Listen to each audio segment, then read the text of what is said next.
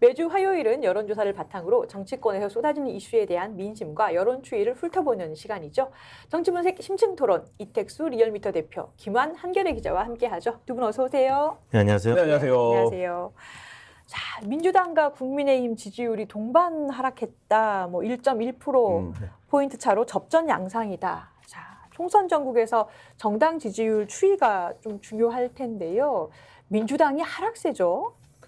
네, 민주당이 지금 40%대 이제 초반에서 이른바 박스권 갇혀 있다고 봐야 될 것 같은데, 이제 리얼미터 조사에서 양당이 빠진 거는 이번 주부터 개혁신당이 포함돼서 또 그런 효과도 있었습니다. 네. 네, 한국갤럽은 이제 그 전주에 반영을 했고, 이제 리얼미터는 지난주부터 개혁신당을 넣다 보니까 기타 정당에서 한 몇 프로 빠지고 또 양당에서 몇 프로 빠졌기 때문에, 그래서 사실상 이제 민주당 횡보했다고 봐야 될 것 같고, 국민의힘도 이제 비슷한 수준으로 횡보했다고 봐야 될 것 같습니다. 뭐 여하튼 민주당이 리얼미터 조사에서는 이제 1% 포인트 격차니까 뭐 오차 범위 내에서 거의 팽팽한 것으로 나타났고, 또 오늘 미디어 토마토가 이제 보도한 게 조금 전에 보도가 됐는데, 네. 49주 만에 국민의힘이 앞서는 걸로. 그러니까 미디어 토마토도 이제 자동응답 방식이고 원래 늘 민주당이 앞서 있었는데, 네. 저희 리얼미터도 작년 3월 이후에는 민주당이 계속 앞서 있거든요. 예. 아직까지 뒤집혀진 적은 없는데, 미디어 토마토가 이제 그렇다고 뉴스 토마토에서 방금 1년 만에 지금 앞섰다는 거죠. 49주 만이니까 거의 1년 만이죠. 예. 뭐 대통령 지지도도 리얼미터 기준하면 이제 40%대 근접한. 근데 이제 미디어 토마토는 40% 넘은 수치가 이제 오늘 발표가 됐고, 그게 뭐 여러 가지 요인이 있을 겁니다. 예. 지금 국민의힘은 이제 경선 한참 막바지에 이르고 있고, 각 후보들이 뭐 지역구별로 적게는 뭐 2명, 3명 움직이지만 많게는 뭐 대여섯 명 움직이는 곳들이 있기 때문에 여론조사 동료 전화를 굉장히 문자를 많이 하게 되니까 대기하고 있는 거죠. 그래서 민주당보다는 이제 그 경향성이 많이 나타났던 최근에 한 2, 3주 결집돼 있다는 거죠? 네. 예. 그러니까 중도층은 오히려 이제 저감여층이나 응답률이 떨어집니다. 워낙 많이 전화가 오니까. 근데 이제 대기하고 있던 당원들은 적극적으로 응답을 하는 거죠. 뭐 문자 메시지 받게 되잖아요. 0이나 뭐 0 몇으로 이제 전화가 오면은 무조건 받아달라는 그런 부분이 있고요. 또 이제 빅데이터 분석을 이제 해보니까 기사량 자체가 국민의 힘이 좀 긍정적인 보도량이 많고요. 민주당은 좀 부정적인 보도가 많고, 그러니까 언론 환경이 좀 최근 예. 한 2, 3년 전에 많이 바뀌었다는 걸 느낄 수가 있고, 예. 커뮤니티에서도 여러 댓글들을 보면 민주당이 조금 부정적인 기사들이 지금 많이 있습니다. 공천 잡음이 그만큼 조금 더 심하다는 것이죠. 예. 김환희 그럼, 기자님 보실 네. 때도 그러면 민주당의 하락세가 뚜렷한 걸로 일단 보이시는지와 원인이 뭐라고 보십니까? 일단 여론조사라는 게 이제 현상의 반영인데, 지금 이제 이택수 대표님 말씀하신 것처럼 최근 있었던 여러 가지 현상이나 사건들을 보면 민주당에게 유리한 게 사실 없죠. 그러니까 공천 국면에서도 뭐 앞서도 얘기 나누신 것 같은데, 지금 이제 어쨌든 국민의힘은 초반에 쉬운 문제를 풀어가면서 뭔가 공천이 별 잡음 없이 흘러가는 것처럼 보이고, 그렇게 그다음에 보이죠. 예. 민주당은 여러 가지 이제 뒤에서도 얘기하겠지만 지금 난제들을 풀지 못하고 있는 과정이고, 그러니까 결국엔 여론 정치라는 게 선거라는 결과도 있지만 과정에 대한 평가가 여론조사 수치나 뭐 지지율로 드러나는 거 아니겠습니까? 그 과정들에서 지금 민주당에게 유리한 게 없다라는 거고, 과거 선거랑 좀 비교를 해보면 결국엔 민주당이 선거 여론조사에서 우위를 점하는 건 인재 영입입니다. 그러니까 누구를 영입해 와서 그 효과, 네. 이런 건데, 지금 이제 거꾸로 국민의힘은 한동훈 비대위원장이 12월 말에 들어온 이후에 그 효과를 톡톡히 누리고 있는데 반해서 민주당에서 최근에 영입한 인재들 뭐 이렇게 기억나는 사람들이 없잖아요. 눈에 띄는 분이 네, 없죠. 없고 이제 예. 그 부분이 있고, 또 한 가지는 전략적인 측면의 문제인데, 민주당이 과거에 이제 말하자면 늘 이제 선거 때 화제가 됐던 게 뭐 낙동강 벨트를 사수하겠다 뭐 이런 겁니다. 예를 들면 불리한 지역에 적극적으로 이제 자원을 투입해서 우리가 선거를 이겨보겠다 이런 게 있었는데, 지금 반대죠. 그러니까 예를 들면 오히려 국민의힘이 중진들을 재배치하면서 경남 PK 지역에서 뭔가 이렇게 바람이 이는 뭐 이런 상황이기 때문에 최근 한 1, 2주 동안 말씀하신 것처럼 예. 기술적인 측면에서 보면 이제 여론의 결집 이런 게 있을 수밖에 없는 시기이기도 하지만, 민주당 입장에서는 별로 이렇게 말하자면 평가받을 과정이 없었다. 뭐 이렇게 이제 말씀드릴 수도 있겠습니다. 그러면 한동훈 위원장이 여의도 입성한 후에 이재명 대표가 강조했던 게 여당 심판론, 뭐 정부 심판론이잖아요. 이게 휘청인다 이렇게 보일 수도 있는 건가요? 현재로서는 많이 흐트러졌다라고 보는데요. 그러니까 선거에서 뭐 흔히들 뭐 제가 선거 전문가는 아닙니다만 저희가 이제 평가 기사를 쓰거나 할 때 제일 중요한 게 구도 인물 이슈라고 하지 않습니까? 근데 그 구도가 이제 말하자면 정권 심판론이라고 하는 건데 이 부분에서 민주당이 여러 가지 이제 말하자면 특별한 말하자면 실력을 보여주지 못했지만 구도 우위가 있다라는 게 지금까지 평가였는데 최근 한 1, 2주간 여론조사를 놓고 보면 야, 이 구도 우위가 있는 건 맞는데 민주당이 너무 못하는 거 아니야? 뭐 이런 이제 말하자면 수치들이 나오고 있는 거라고 보여지고 그럼 두 번째 이슈로 가서 인물로 면에서 놓고 봤을 때도 앞서 예. 말씀드렸던 것처럼 민주당이 이렇게 별로 우위에 있어 보이지 않는 뭐 이런 상황이기 때문에 지금 이 상황을 민주당 선거 50일밖에 안 남았기 때문에 조속하게 타개하지 않으면 굉장히 위험한 지금 경고가 들어온 상황이다 이렇게 보여집니다. 그리고 민주당 상황을 보면은 집토끼도 다 안 보인다 이렇게들 네. 얘기를 해요. 왜냐면은 최근에 이재명 대표가 뭐 일부 전현직 의원한테 전화를 걸어서 뭐 불출마 종용 뭐 이렇게 한다라고 보도가 되면서 사천 논란이 지금 걷잡을 수 없이 퍼지고 있지 않습니까? 한국경제신문이 14일부터 이틀 동안 입소스와 함께 조사해서 발표한 여론조사에 따르면은 내일이 총선이라면 어느 당 후보에게 투표하겠냐라는 부분에서 뭐 이게 민주당이 굉장히 불리하게 나왔다면서요. 그렇습니다. 최근 들어서 이제 특히 전화 면접 조사는 진작에 국민의힘이 높아지기 시작을 했고요. 예. 왜냐하면 국민의힘이 특히 경선을 전화 면접으로 많이 합니다. 그러니까 전화 면접 조사가 오면 꼭 받아달라는 동료 문자들이 많이 갔기 때문에 그리고 전화 면접 조사에서 특히 샤이 야권 표심이 많이 나타나고 있죠. 그러니까 지금 민주당 지지율이 좀 감춰지는. 왜냐하면 지금 입틀막 뭐 이런 표현들이 많이 나올 정도로 좀 공포감을 갖고 있는 유권자들이 사실 있을 수밖에 없잖아요. 그러다 보니까 특히나 저희가 여론사를 뭐 제가 지금 수십 년 해오고 있는데 지금처럼 샤이 야권 표심이 많이 있는 적은 없었던 것 같아요. 왜냐하면 전화 면접 조사나 ARS 조사나 문항 배치에 따라서 조금 달라질 수는 있는데 문항 배치가 같은데도 불구하고 이렇게 격차가 많이 난다. 선거가 이제 얼마 안 남았거든요. 그런데 이렇게 격차들이 있는 거는 특히 민주당 지지율하고 무당층이 좀 격차가 많이 나타나는 거는 이거는 뭔가 샤이 표심이 분명히 있다는 거고요. 예. 그래서 이제 전화 면접 조사에서 특히나 이런 민주당 열세 여론조사 결과들이 많이 발표가 됐었는데 특히 이번에 말씀하신 한국경제신문, 입소스 그리고 뒤이어서 CBS, KSY 조사조차도 국민의힘이 매우 높게 나타나서 국민의힘은 40% 초반 그리고 민주당은 30% 후반 이렇게 나타나고 있거든요. 리얼미터는 이제 거의 팽팽한 것으로 나타났었고 예. 다만 여론사 꽃 이제 김어준 공장장이 하는 그곳에서는 아직까지는 이제 진보층이 많이 잡혀서 특히 ARS 조사에서는 굉장히 많이 높게 나타나고 있는데 여하튼 추세는 지금 격차가 줄어들거나 역전되는 현상들이 나타나고 있다라는 점 이런 부분들 그리고 또 하나 이제 언급하고 싶은 것이 이번 총선의 성격 여당 심판이냐 아니면 뭐 야당 심판이냐 이런 프레임 물어보잖아요. 예. 이거는 어느 정도 동일하게 전화 면접이나 ARS가 나타났었는데 즉 여당 심판이 높고 야당 지지를 많이 하겠다라는 게 대략 뭐 35대 한 50 정도 높았었어요.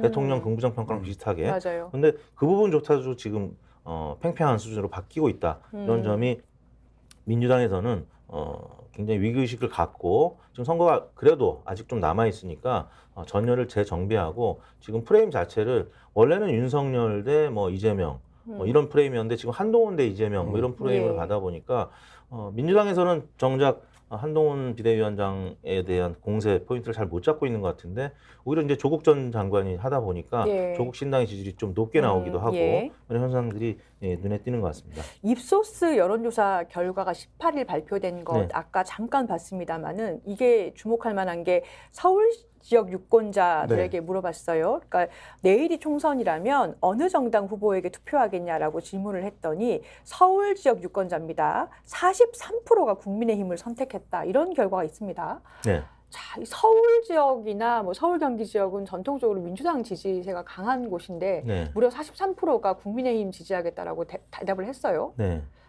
이게 지난 강서구 보궐선거 때 전화 면접 조사가 딱 이런 수준이었었습니다. 그리고 이제 자동응답 방식은 대체로 리얼미터도 그때 10월 이제 둘째 주 보궐선거가 이제 열리는 그 주간에 보면은 대략 민주당이 한 17%포인트 앞서 있었고 네. 그 지역을 직접 조사했던 여론에서 꽃도 마찬가지였었고 그런데 전화 면접 조사에서는 다 서울에서 국민의힘이 한 10%포인트 이상 이기고 있었기 때문에 그래서 이제 정청래 최고위원은 어제 뭐 이런 부분에 대해서 아직까지 그렇게 우려할 상황은 아니다. 맞아요. 조사 자체가 좀 잘못됐다. 정청래 최고위원이 이제 뭐 최고위에서 이렇게 얘기했죠. 강서구청장 재보궐선거 때도 국민의힘이 앞선다는 여론조사를 대서특필한 언론이 많았지만 결과는 언론과 민심이 180도 달랐다. 근데 이게 그러면 어느 진단이 맞다고 봐야 되는 겁니까? 다만 여론조사랑?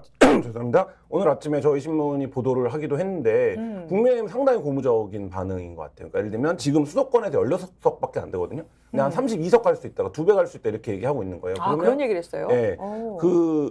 어제 그리고 제가 이제 민주당 고민정 의원도 만났는데 고민정 의원도 솔직히 현실적으로 비례 빼고 130석 정도를 봐야 되는 거 아니냐. 130석이요? 네, 얘기하거든요. 예. 그러니까 사실 말씀하신 대로 뭐 물밑에 감춰져 있는 이른바 샤이 표심들이 있고 워낙에 지난 2년 동안 정권 심판, 그다음에 윤석열 정부의 무능, 실정 이런 부분들에 대한 이제 국민적 평가, 최근에 있었던 뭐 입을 틀어막는 사진이라든지 이런 걸로 단적으로 드러나는 어떤 이 정권의 성격, 뭐 이런 것들에 대한 심리들이 기본적으로 존재하겠지만 그럼에도 불구하고 최근에 이제 흐름만 놓고 보면 이게 이제 말하자면 한동훈 비대위원장을 중심으로 해서 던졌던 뭐 말하자면 뭐 운동권 심판론, 뭐 이런 것들이 어느 정도 이 지지층들에게는 소구력을 가졌다 이렇게 보여지고 그것보다 더 중요한 거는 이제 투표를 해야겠다. 대부분의 이제 기자들이라든지 정치 고관여층은 매일 보고 있잖아요. 그러니까 이제 어느 정도 판단하는데 대부분의 유권자들은 이제 지금 보는 거거든요. 그러니까 지금 보면 누구 찍어야 되나 이렇게 보는 사람들이 입장에서 보면 국민의힘은 뭔가 돌아가고 있는 것 같고 요 민주당은 뭘 하고 있는지 잘 모르겠는 뭐 이런 상황들로 비춰지는 게 지금 요 숫자들을 설명할 수 있는 단초가 아닐까 싶습니다. 아니 이런 가운데 어제 채널A 단독으로 보도가 된 게 민주당이 추미애, 전현희, 이현주 전 의원을 서울 지역에 전략 공천한다. 그러니까 단수로 배치한다는 거죠. 그래서 추미애 전 장관은 현역 이수진 의원이 있는 동작 의뢰, 전현희 전 위원장은 현역 진선미 의원이 있는 삼선했죠. 강동 갑에, 이현주 전 의원은 서울 용산을 거론하고 있어요.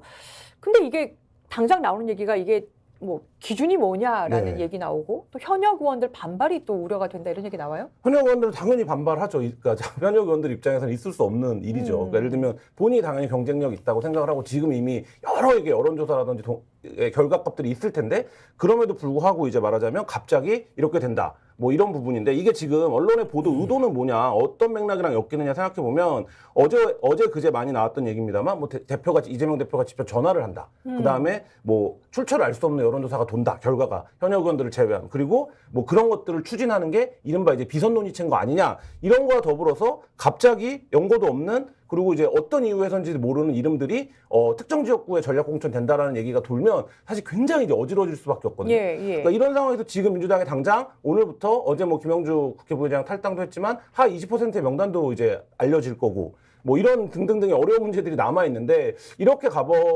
이런 상황이 지금 연출되는 것 자체가 민주당 공천 상황의 어떤 혼란, 그다음에 혼탁함을 좀 보여주는 것 같고 이거 자체를 빨리 정리하지 않으면 민주당 입장에서는 굉장히 어려워질 수도 있겠다 이런 생각도 듭니다. 빨리 정리를 해야 된다. 근데 윤 대통령 지지율은 지금 3주 연속 상승하고 있죠. 그렇습니다. 윤 대통령 지지율이 39.5%로 40%에 근접을 했는데요. 뭐 그동안에 이제 많은 조사기관들이 30% 중반 박스권에 갇혀 있었는데 예. 말씀드린 이제 일부 전화 면접 조사 결과들이 40%를 넘는 이런 결과들이 나왔고 또 CBS KSY 조사도 리얼미터 발표 전에 또 40% 중반, 한 4% 정도 나왔던 것 같습니다. 그러다 보니까 일종의 밴드웨건 효과가 있을 수밖에 없습니다. 여론조사 결과들이 요즘 굉장히 많이 발표가 되고 있는데 뭐 두세 군데, 한 군데만 그러면 모르겠는데요. 두세 군데가 그렇게 연속으로 발표가 되면은 여론조사가 여론조사에 또 영향을 미칠 수밖에 없고요.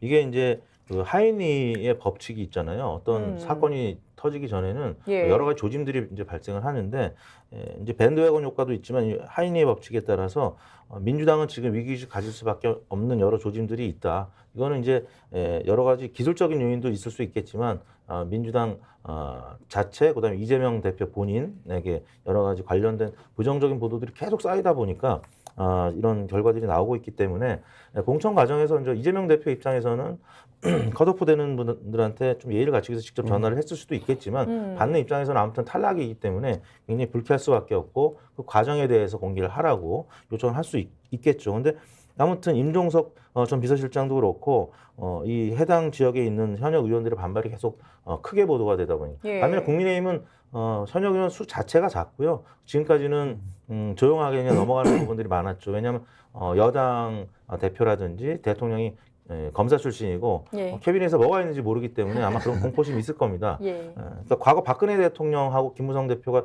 2016년에 싸웠던 거랑 차원이 다르죠.